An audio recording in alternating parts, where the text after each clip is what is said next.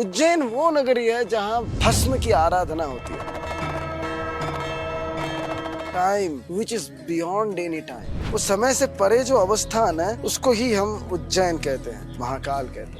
अंत की भी नीचे जो बैठा हुआ है वो अवंतिका है। भस्म को महादेव अपनी प्रकृति तत्व को बना के रखते हुए शरीर पे लगाते हैं और यही भस्म की आराधना एकमात्र महाकाल में ही होता है। उज्जैन नगरी में सबसे विशेष बात सिंहस्थ कुंभ लगता है, जहाँ सिंह राशि में सूरज और बृहस्पति की एक महायोग बनता है। हर आरंभ का अंत मैं हूँ और हर अंत में मेरा ही आरंभ होता है। ये शिव की मुख्य तत्व है। विश्व की जो निरक्ष रेखा, जो लॉन्गिट्यूड और लैटिट्यूड, इनको अगर हम लोग काउंट करें तो वो जो सम्मिलित मिलन स्थल है, कंजंक्शन पॉइंट है, वो महाकाल के ऊपर से गई। जहाँ से फिजिक्स खत्म होता है वहीं से मेटाफिजिक्स शुरू होता है।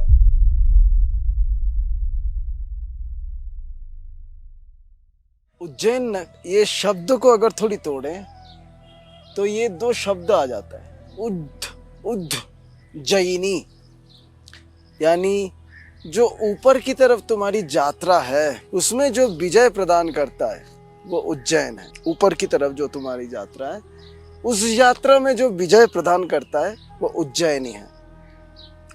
तो ये स्वाभाविक रूप से ही जो हमारी अपलिफ्टमेंट की सफर है ये सही में शुरू होता है महाकाल से। महाकाल, काल, समय।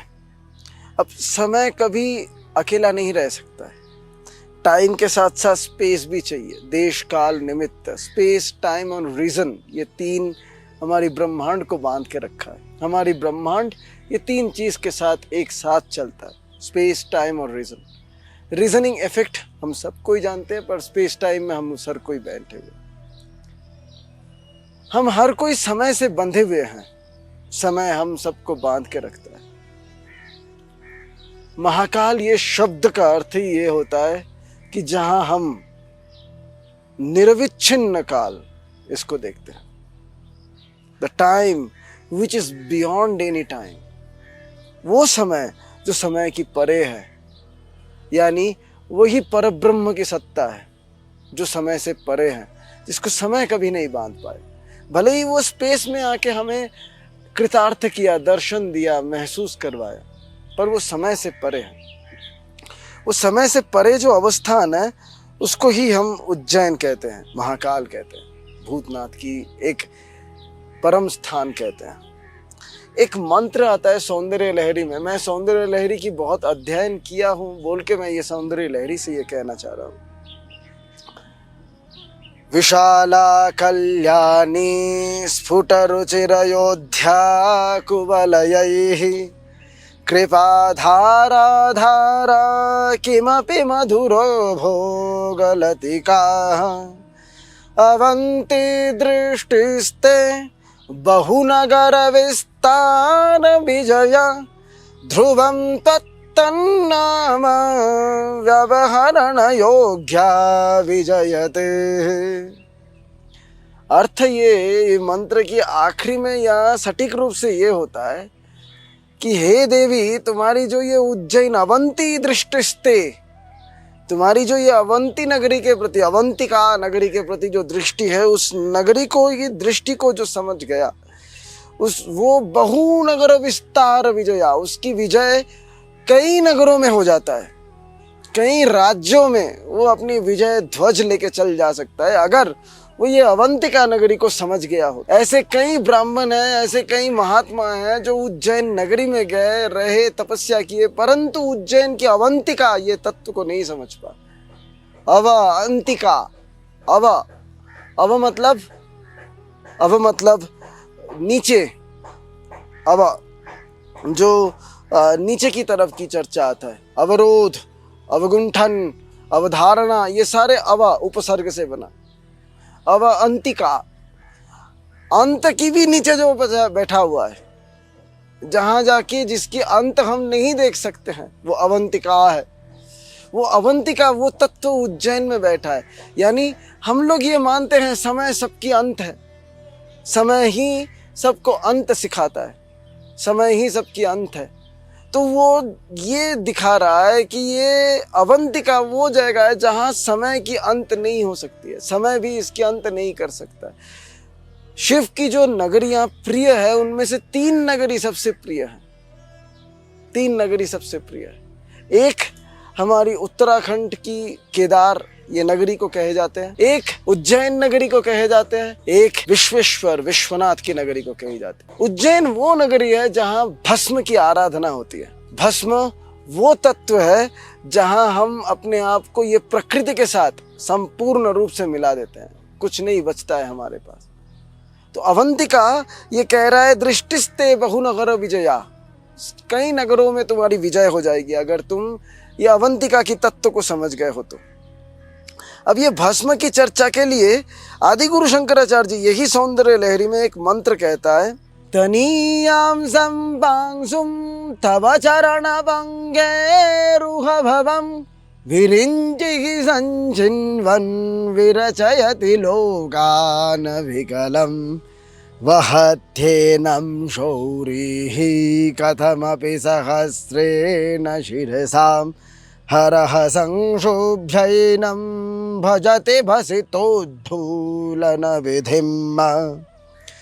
ये मंत्र ऐसे कहता है कि हे देवी, तुम्हारी ही चरण की एक कमल की तव तनीयांसम पांसुम तव चरण पंकेरुह भवम, तुम्हारी ही चरण की वो रजह, वो एक कण, वो ही मिलने के लिए ही सारे विरिंच ही संचितवन विरचयति लोकान विकलन, ब्रह्मा ये सारा जगत बना चुका है। ब्रह्मा कोई देवता नहीं है। ये जो आधुनिक बौद्ध लोग आके जो ये मतवाद निकाल रहे हैं कि हम ब्रह्मा विष्णु महेश को पूजन नहीं करेंगे, ये उनकी बहुत छोटी नैरो माइंडेड सोच है। ब्रह्मा कोई देवता को बना के नहीं रखा था। ब्रह्मा वो तत्व है जो सारी चीज सृष्टि करता है। ब्रह्मा वो तत्व है जो सारे चीजों को मैनिफेस्ट करवाना सिखाया। तो कह रहे हैं ये मैनिफेस्टेशन प्रोसेस, हे शक्ति पराम्बा जगदम्बा हर सिद्धि माता जो वहाँ उज्जैन नगरी में बैठे, उनको लक्ष्य करके कह रहा है कि तुम्हारी ही चरण की एक कर्ण पाने के पश्चात ये ब्रह्मा, वो मैनिफेस्टेशन करने वाला तत्व ब्रह्मा, ये वो कर पा रहा है। विरिंच ही संचितवन विरचयति लोकान विकलम, ये सारा लोक बना चुका है, त्रिभुवन बना चुका है। वहत्येनम शौरी ही कथमपि सहस्त्रेण शिरसा, और वही बनाई हुई ये ब्रह्मांड को हमारी जो विष्णु तत्व है, वो विष्णु तत्व ये बना के मैनिफेस्ट करके रखा है, बना के पकड़ के रखा है, ताकि ये डगमगाए नहीं। ये मैनिफेस्टेशन पॉलिसी ऐसे ही बनी रहे। इसके लिए वहत्येनम शौरी ही मतलब सर के ऊपर बांध के ऐसे बैठा हुआ है विष्णु, ताकि वो डगमगा ना जाए। और हरह संशुभ्यैनम भजति भसितोद्धूलन विधिम, ये जो भसितोद्धूलन विधिम मतलब है वो भस्म को महादेव अपनी प्रकृति तत्व को बना के रखते हुए शरीर पर लगाता है। और यही भस्म की आराधना एकमात्र महाकाल में ही होता है। जबकि शिव हर वक्त अन्नपूर्णा के पास अपनी उदर निवृत्ति भिक्षा प्राप्त करने के लिए ही जाता है, परंतु वो भस्म तत्व को प्राप्त करने के लिए वही उज्जैन नगरी में ही आता है। तो ये उज्जैन नगरी की एक विशेषता भी है, जो ये हम अभी विशाला कल्याणी प्रथम मंत्र में कहे, जो 7 नगरी की बात कहे, विशाला कल्याणी स्फुट रुचिर अयोध्या कुबलयैहि, ये जो मंत्र में हम कहे, ये 7 नगरी में सबसे विशेष अवंती नगरी को रखा गया। विश्वनाथ भी है, पर ये 7 में ये 2 नगरी सबसे विशेष है। एक अवंती, एक विश्वेश्वर विश्वनाथ काशी। ये दोनों नगरी बहुत प्रिय है महादेव की। हृदय की लब डब सिस्टोल डायस्टोल की तरह महादेव की ये दोनों नगरी रहता है, क्योंकि एक में भस्म रहता है, एक में महादेव को अन्नपूर्णा की प्राप्ति होता है। इसलिए ये दोनों नगरी को महादेव बहुत प्रेम से रखे हैं। अब ये अवंतिका नगरी की कुछ और भी विशेषताएं भी है। पहली विशेषता ये होता है कि यहाँ कुंभ मेला भी लगता है। विश्वनाथ पे कुंभ मेला नहीं लगता है, वो प्रयागराज में लगता है। प्रयागराज की अनुकंपन रेजोनेंस विश्वनाथ पे आके रुकता है, बौद्ध गया में आके रुकता है। परंतु उज्जैन नगरी में सबसे विशेष बात सिंहस्थ कुंभ लगता है, जहाँ सिंह राशि में सूरज और बृहस्पति की एक महायोग बनता है, और ये 12 साल बाद ही आ सकता है। सूरज और बृहस्पति, आदित्य नारायण और देवगुरु बृहस्पति दोनों एकत्रित होकर जो महायोग सिंह राशि में सिंहस्थ महाकुंभ बनता है, ये और कोई राशि में नहीं हो सकता है। और ये एकमात्र वो भस्मधारी महाकाल के चरणों में ही हो सकता है और कहीं नहीं हो सकता। और वही योग में अगर तुम वहाँ पहुँचे हो, उस योग में, उस महायोग में, तो ही तुम बहुनगर विस्तार विजया, कई नगरों में यूं तुम विजय प्राप्त कर लोगे, कई नगरियों को तुम यूं ही जीत लोगे, कई नगरियों में तुम्हारी ही जय जयकार होती रहेगी, तुम्हारी तपस्या की पराकाष्ठा सिद्ध हो जाएगी अगर तुम वो महायोग में वहाँ पहुँचे हो। ये कुंभ मेला की, ये कुंभ केवल ज्योतिषीय रूप से नहीं, ये कुंभ आध्यात्मिक रूप से भी जरूरी होता है, क्योंकि ये महायोग में बनता है, 12 साल में एक ही बार बन सकता है। बाकी सारे जगहों में अर्धकुंभ ये लगती रहती है, उज्जैन में नहीं लगती है। उज्जैन वो जगह है जहाँ ये केवल और केवल मात्र 12 साल बाद ही सिंहस्थ महाकुंभ की सूरज और बृहस्पति की महायोग में स्थापित होती है, बाकी और कोई जगह में नहीं है। उज्जैन में एक और भी विशेषता है, जो कर्क रेखा है वो भी उज्जैन नगरी से ही गई है। कर्क रेखा, वो कर्क राशि की जो स्वामी है वो चंद्रमा है। कर्क रेखा की या कर्क राशि की एक विशेषता ये है, कहते हैं ये जगत, ये ब्रह्मांड जिस दिन सृष्टि होना शुरू हुआ, या ब्रह्मा जी जब ये सृष्टि प्रकल्प को शुरू किए, तो ब्रह्मा जी कर्क राशि में ही ये ब्रह्मांड को सृष्टि करना शुरू किए थे। तो शिव की जो तत्व है वो ये कहता है, हर आरंभ का अंत मैं हूँ और हर अंत में मेरा ही आरंभ होता है। ये शिव की मुख्य तत्व है। शिव यही कहता है कि जब कोई चीज़ अंत होता है तो मेरा आरंभ होता है, और जब किसी चीज़ की अंत होता है तो भी मेरा ही आरंभ शुरू होता है।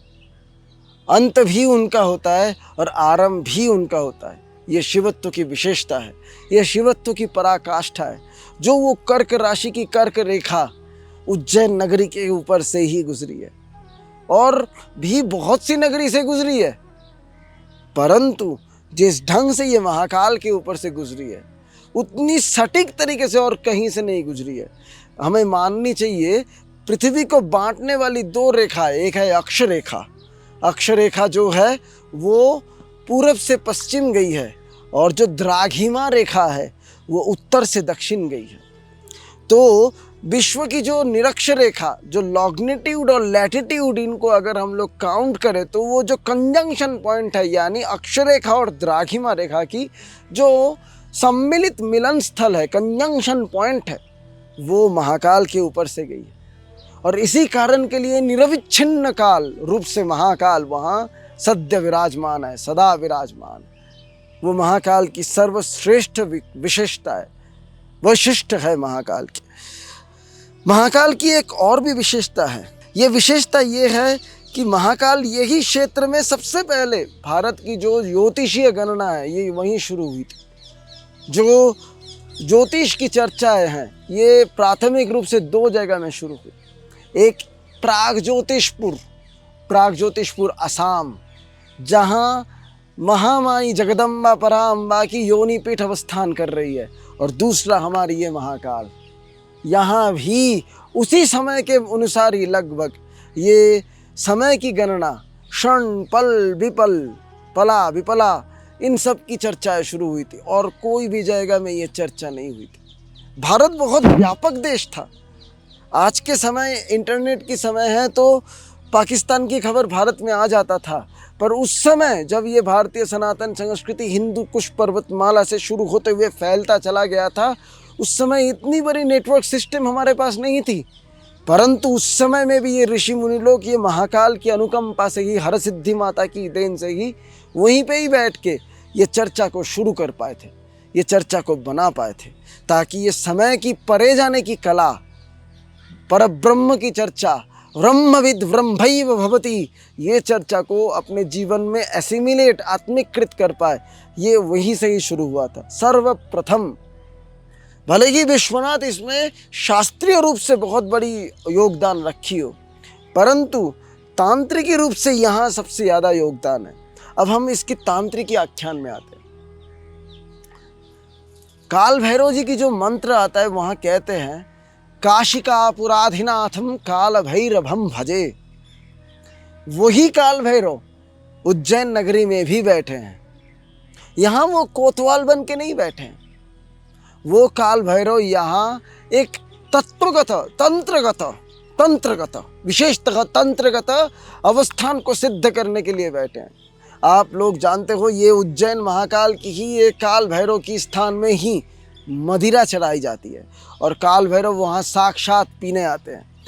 कई लोग और अंग्रेज भी यहाँ रिसर्च करने आए थे कि ये मदिरा जाता कहाँ है। बहुत रिसर्च करके देख लिए, सारे पढ़ाई इनकी फेल करके। जहाँ से फिजिक्स खत्म होता है वहीं से मेटाफिजिक्स शुरू होता है और ये चर्चा उज्जैन महाकाल में ही खड़ा होकर हमें प्राप्त होता है। राजा विक्रमादित्य यहीं से ही विक्रम शताब्दी को शुरू किए थे। जो कहानी हम लोगों को विक्रम बेताल की मिलती है वही यहाँ अघोरी की ही कहानी है। राजा भर्तृहरि की भी जो चर्चा आती है वो भी यही उज्जैन महाकाल से ही होती है। गुरु गोरक्षनाथ यहीं से ही हमारी उज्जैन महाकाल की मंदिर की ही ऊर्जा को एकत्रित करते हुए भर्तृहरि के माध्यम से नाथ संप्रदाय को आगे ले गए थे। तो ये महाकाल कोई साधारण क्षेत्र नहीं है, ये धरती की ब्लैक होल मान सकते हो।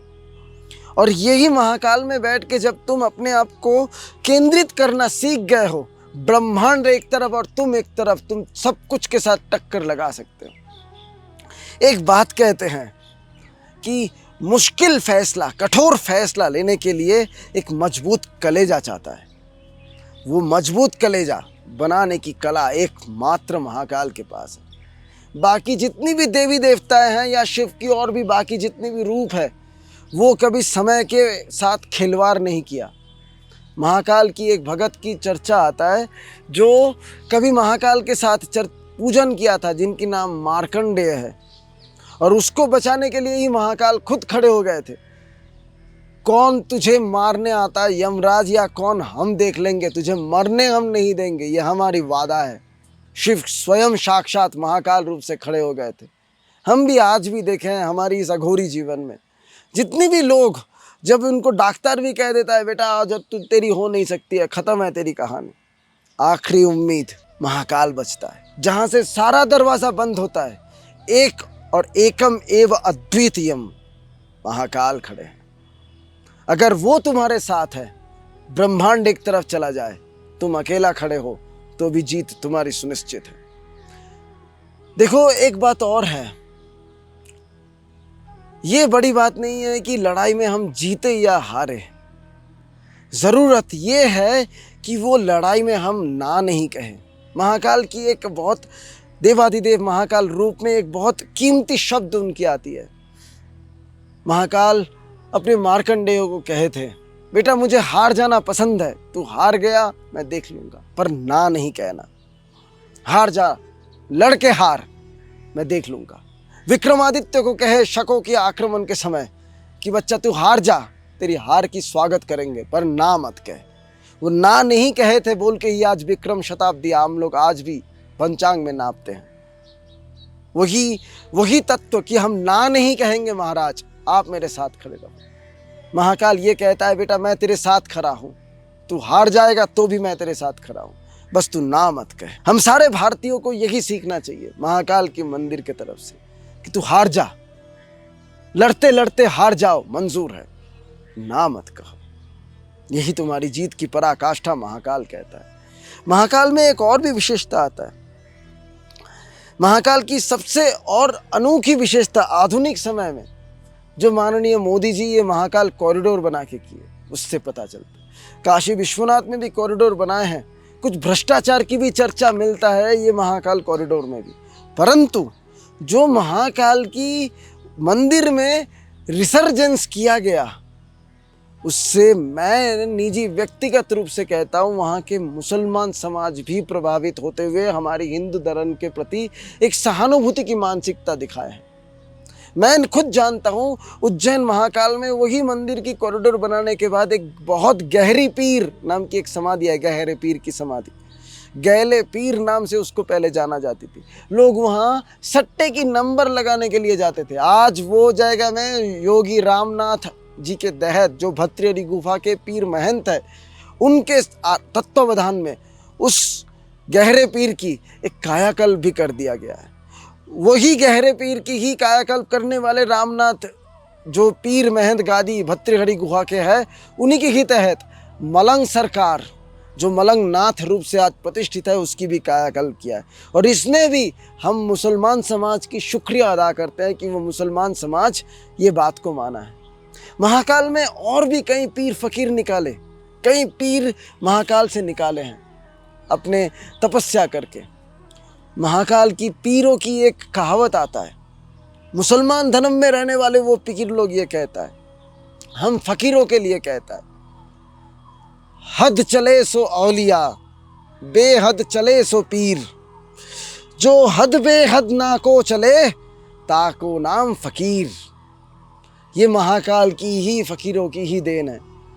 जो लोग ये फकीरी को सिखाए हैं, ये फकीरी के लिए आगे बढ़े हैं। हम उस महाकाल के मंदिर के तरफ अपनी जीवन को और भी केंद्रित करने के लिए जापामर भारतीय के लोगों को कहेंगे कि आप लोग जाओ और समय से परे अपनी जीवन को इतिहास में लिख के आओ। ये हमारी आप लोगों से अनुरोध रही।